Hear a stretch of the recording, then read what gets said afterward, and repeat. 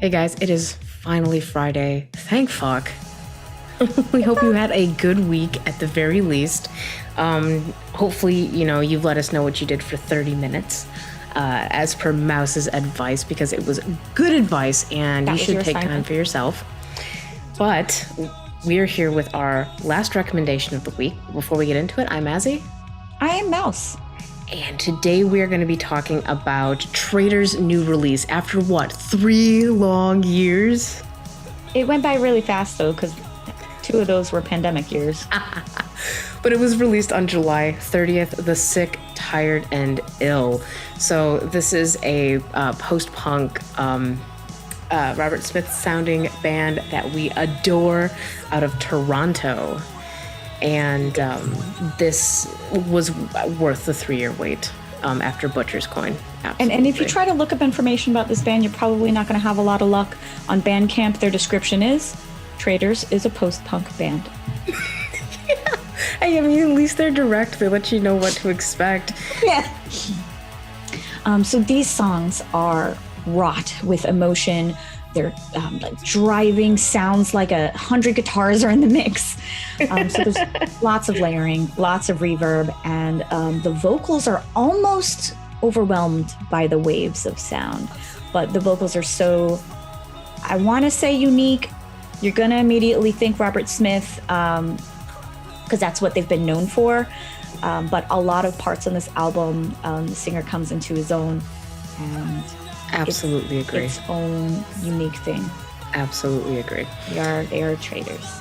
And we say that even though the first track of the album, Magdalene, that's the one that's going to hit you with the Robert Smith vibes. And yes, it feels a bit like a sort of expansion on and response to The Cure's song Pictures of You. But it's pretty much just here that you're going to get, I think, in my opinion, the strongest Cure vibes. And then after that, we hear a lot of the sort of progression in sound. I feel like the vocals are more emotional than I've even heard Robert Smith do. And that's saying a lot, I know, but... Blasphemy. I'm sorry, but that's where it stands apart for me. Mm-hmm. I was the biggest Cure fan, I'm not going to lie, and I cried all the time. But I think that his vocals stand apart from early Robert Smith, before he was belting with emotion. And this is something different. Magdalene, I know, was track 1. That was the first single. But Sweet Home, oh my gosh, just reworked my DNA. This song is beautiful.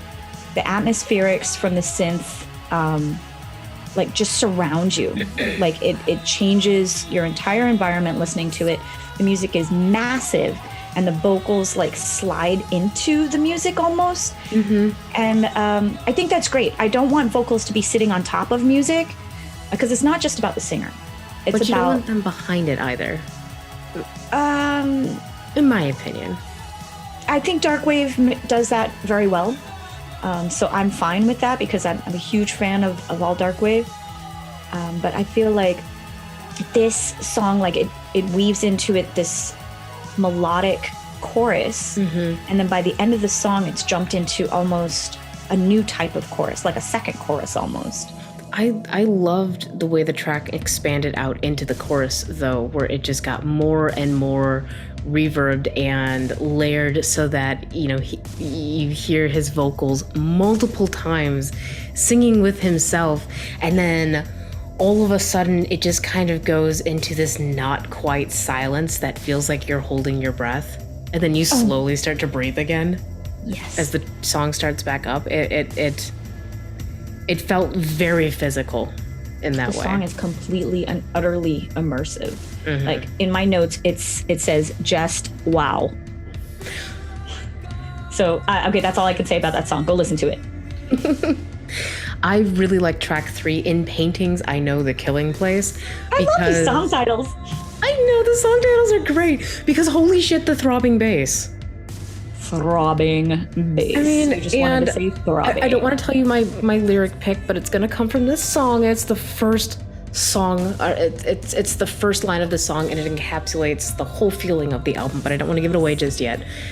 But I feel like here, like we kind of heard like the vocalist, what is that called, a tenor, and it was bleeding into the guitars, and the string synths were amazing, and the snare drum was just like right there. It was a great snare, and oh, I just love this track so much. Everything was perfect. I also want to talk about Darkling Thrush. That song is slow and moody. Definitely reminds me of old or early Cure. Like it just swathes you in a cocoon of. It reminded me of some nostalgia. of Bauhaus's slower stuff. That's beautiful as well. I'm a little turbed that the vocals are on a slightly different key than the synths. Not sure if that's on purpose, but the emotion and the progression of the song make up for it. It's very ebb and flow. I want to backtrack a little bit to just make a comment about Burn the Sun, because I love the energy on this track. The guitars felt just shy of falling into a sort of Christian death vibe. And I think that this is going to end up being the track that hits the dance floors. I think this is going to be the dance floor track off this album. Well, I'm going to try to get away with Sweet Home, and we'll see how that works. It might work absolutely beautiful, but I feel like this is a track that you can dance to as though your life is ending. That's true. It's such a great track.